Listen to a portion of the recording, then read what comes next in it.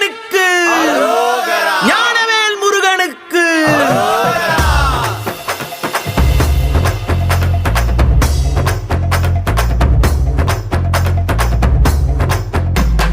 கந்தா நீ தேரேறி கடம்பா உன் வீரம் சூடி கொட்டு மூரசு கொட்ட வாரும் ஐயா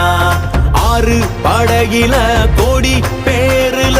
ஆறு முகனேவோ வீரம்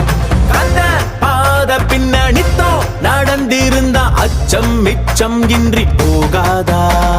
முருக முடிவெடுக்க சிவனோ கேட்டிருக்க வெற்றி வேலனுக்கு ஆரோகரா